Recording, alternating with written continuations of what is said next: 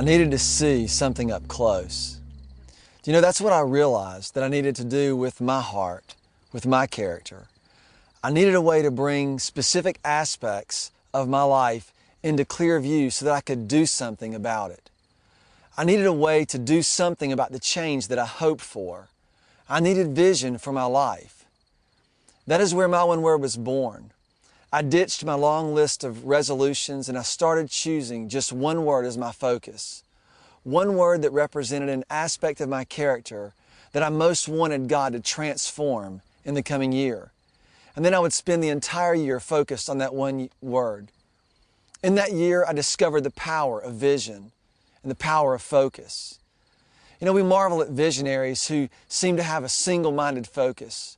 People like Bill Gates, Steve Jobs, Thomas Jefferson, Michael Jordan, Nelson Mandela. Their focus and tenacity led them to great accomplishments. But when it comes to our own lives, we feel like we don't have the luxury of being single-minded. There's too much on our plate.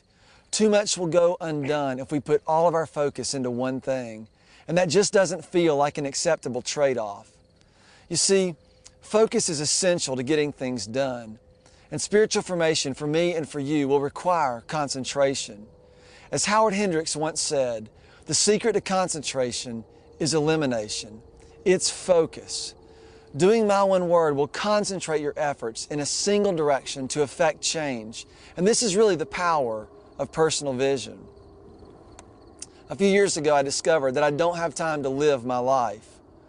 A little research produced an incredible volume of resources that would help me get my life together. For example, Martha Stewart's Housekeeping Handbook is over 700 pages long, 744 to be exact. And Mark Bittman wrote a book called How to Cook Everything, The Basics. The Basics. The Basic Information book is nearly 500 pages long.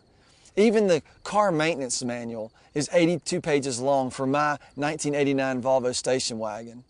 That's nearly 2,000 pages worth of stuff just to take care of my home, my car, and the meals that I eat each day. And that doesn't even touch what I need to learn and do to have a great marriage, to raise solid kids, or to manage my financial portfolio. Plus, I still have to build that financial portfolio. Oh, and by the way, I have to do all of this while still pastoring a church. I don't have time to live my life, much less does it feel like I have time to concentrate on spiritual formation, which of course we all know is critical. That's what I discovered one January as I was using the fresh start of a new year to try to get my life in top running order. I realized that I don't have time to live my life the way everybody else says it's supposed to be lived. And I also discovered something more sobering, that just because I woke up the next morning and intended to do something, I discovered that the normal, natural pace of my life is not likely to lead me towards spiritual transformation. If anything, it pulls me away from it. Life moves fast and it requires us to hurry. But spiritual formation will never happen in a hurry. You must arrange your life. You must make provision for spiritual transformation in your schedule, in the way you think, in the way you see. This is something that is true for all of us. The normal, natural pace of your life will not lead you to spiritual formation. In fact, the pace of your life may be the problem. The demands of our lives and the demands on our lives prove to be the distraction. It will always feel like there's too much that needs to be done, too much that needs our attention right now. Our to-do list contains many weighty items, as many as the night sky on a clear night.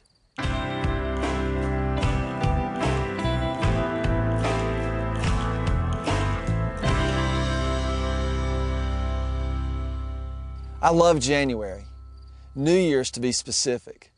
When the clock strikes midnight, the new year rolls in, there's a sense of freshness, of purity. You can think to yourself, and sometimes I do, I have not sinned at all in 2012. Then at 12:05, somebody does something and your streak of perfection comes to an end.